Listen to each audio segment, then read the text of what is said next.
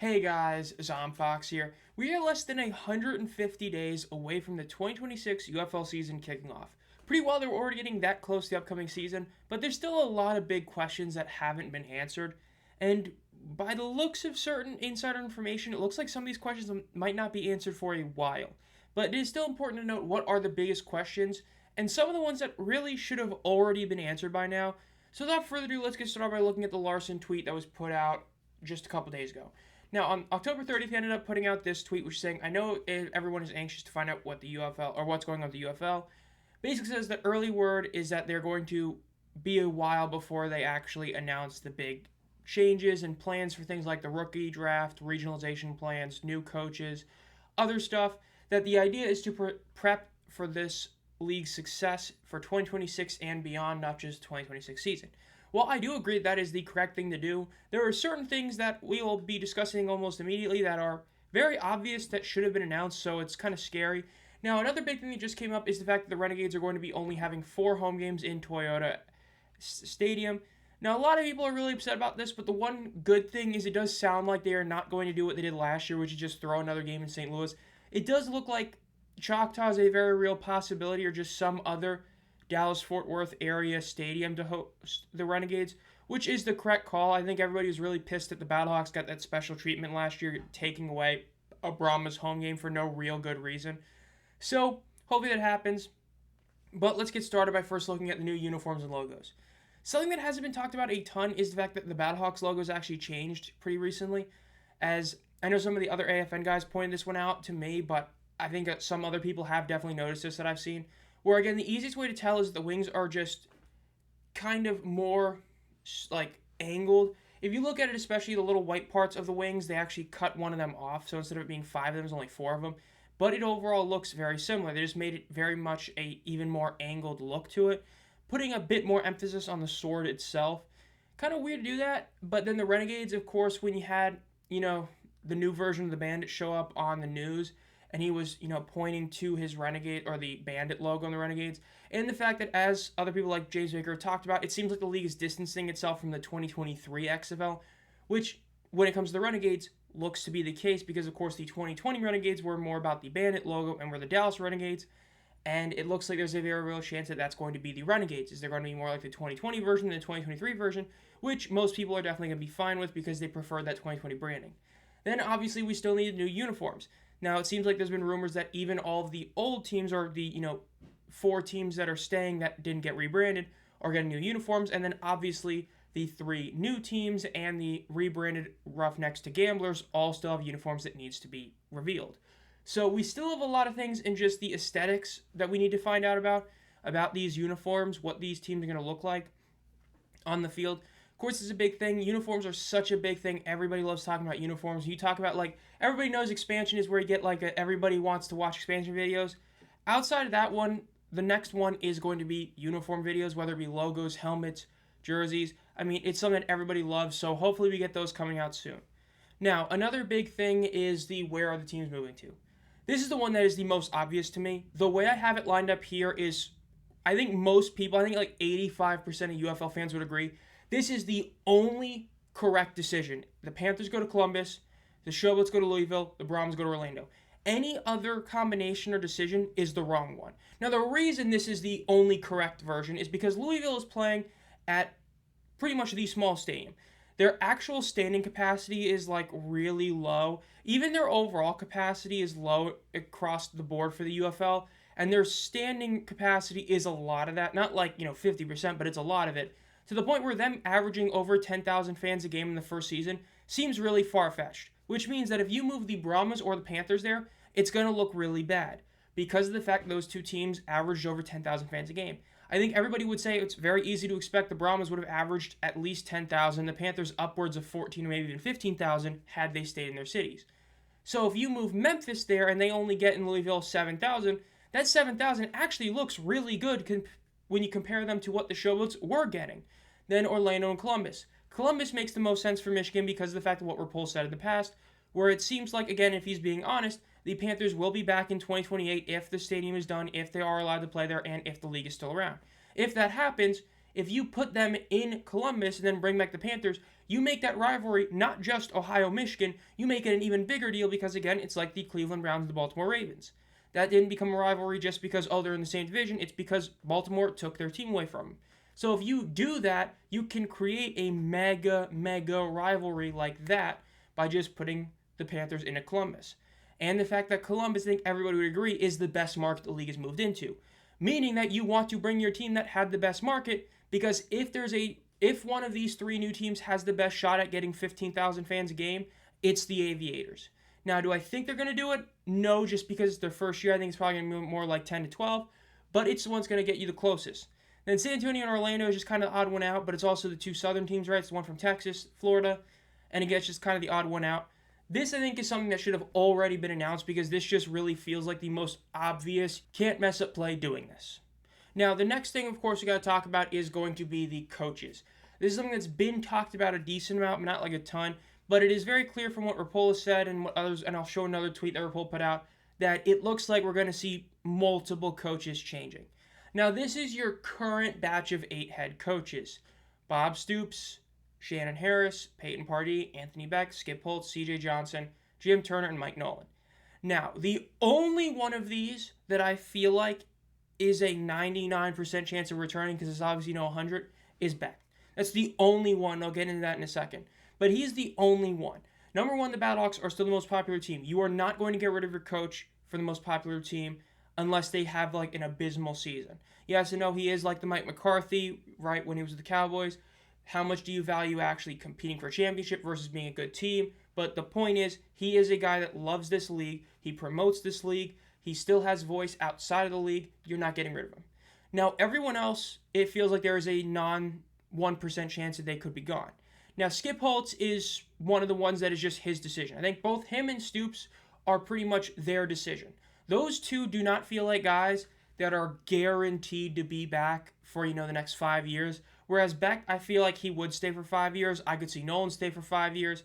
I don't really see that with Stoops or Holtz. I feel like it's a year-to-year, do they want to keep doing it?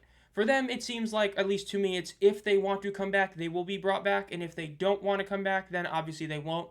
But I don't feel like Rapola in the new management or in the old management wants to get rid of either of those guys. They've both been in their teams for years. There's no real reason to get rid of them. Now, Nolan, the big question mark is that, of course, the team moved. Now, of the 3 teams that moved, 2 of those teams do not have a true head coach. The Panthers did. Nolan is the guy right with Beck that truly does care about this league in a very clear that he is fine staying in this league sort of thing. I think everybody knows he's going to be back, and odds are he's going to be back with this team. In terms of building a culture, the Panthers have built a culture that is really different from any team, with only the Stallions and Battlehawks being close, in a sense that you are seeing the players return. Again, I talked about this heading into last season. I know there were other people that I talked to that said that this was a problem, and the problem was them basically bringing back the same roster. I remember saying, that's what makes them such a good team. That's why they are going to be so successful, because they are bringing back the same team. What happened? They improved again, made it to the playoffs, beat their boogeyman in the playoffs, and made it to the championship game. I don't think you're going to get rid of Nolan, but because it's a moving team, there is a question mark there. Is he going to be able to kind of choose where he wants to coach, but is he really going to want to leave the team? Again, before all these announcements came out, the Panthers were in the lead by far in terms of re-signing their key players. So when it comes to him, he should be back with that team in Columbus, but we'll see. Shannon Harris. The only reason I don't think he's a guarantee is because if he takes, if he does too much at the college job, he is trying to double dip, sort of like Skip Holtz was doing. Is he going to do it? I would expect him to, but we don't know 100% sure. But obviously, he said he wants to come back.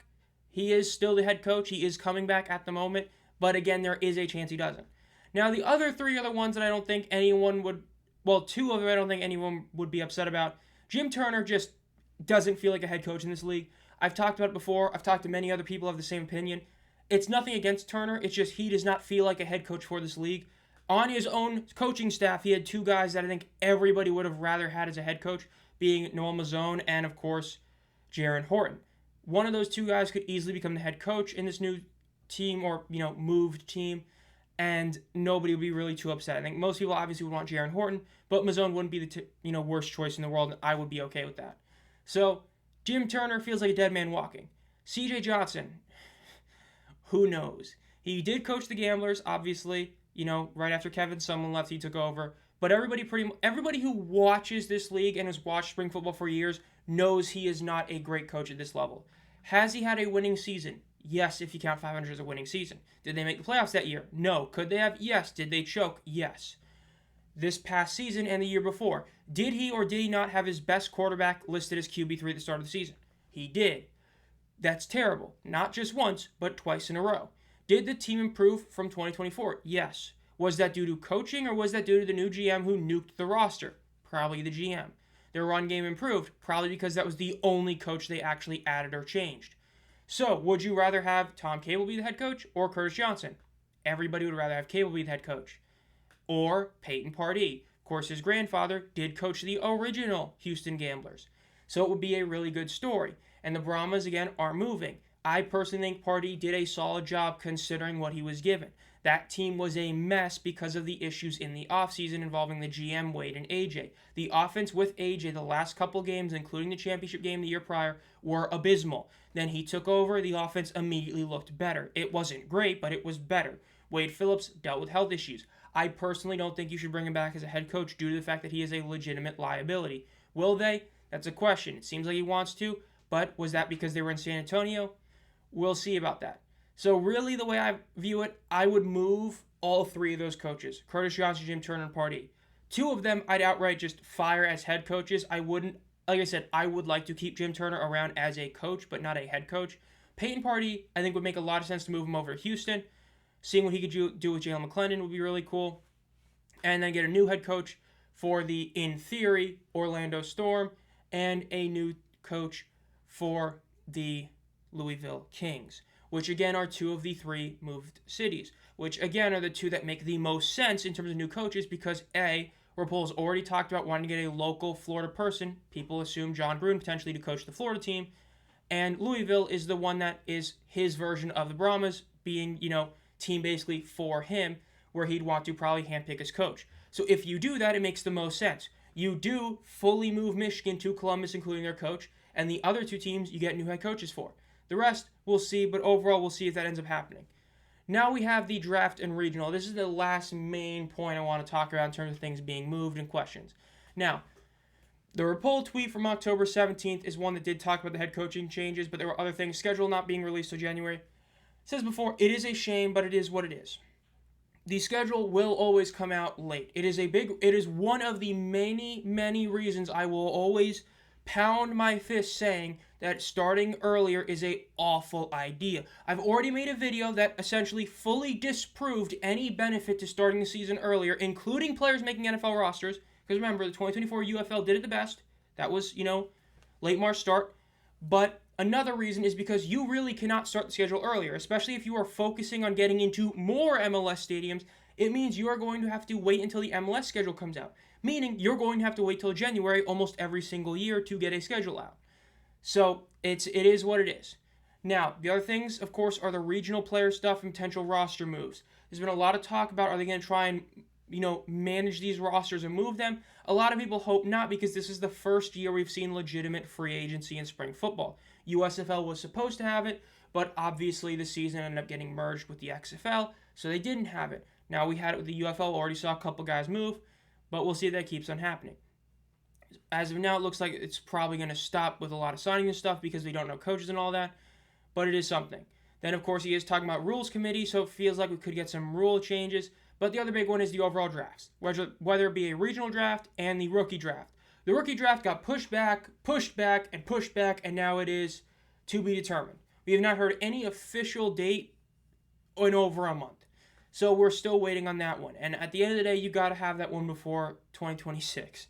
It shouldn't even be in December. It should be November the latest, but we'll have to wait and see about that. So that's a legitimate issue. And then, of course, the final thing is just Rapopolo overall. The big question is, how much of a pulse does Rapopolo have on the fan base? Because there's a lot of things he has said and already done that look really solid. In terms of something that not everybody's talking about is the fact that they're already doing local marketing better than the league was before. The Bandits, I'm just thinking of the Bandit logo. The Renegades are going to be at Dallas's opening game in Toyota tonight, as I'm recording and this video is being published on November 1st.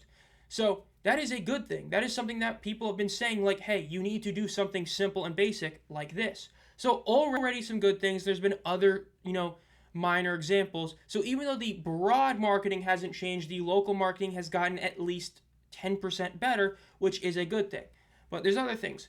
When he says something about how he wants to get these players into their cities at least a couple days earlier than before, which he has talked about getting them in, like, I don't remember the full dates I don't have in front of me, but like instead of Thursday or Friday, get them in Tuesday or Wednesday. That's a good thing. Players like Scooby have talked about how much they hated that, especially guys from the USFL who were actually based in their home markets. Again, remember, to date, the USFL in 2023 still holds the record of this era of spring football, ultramodern era, of having the most amount of teams based in their home cities with 3. Number 1, that's still not even half the league, but number 2, it is still the best. 2022 USFL, only Birmingham. The 2023 XFL, 24 and 25 UFLs were only Arlington. The 23 USFL had Memphis, Michigan, and Birmingham all based in their home cities. So it is a good thing that he is understanding that a lot of people hate that, and that does help local marketing. But then he'll also do something like say, oh, you should only be in this league, for like 2 to 3 years, and if you're still here 4 or 5 years, you might need to get out and go think about coaching.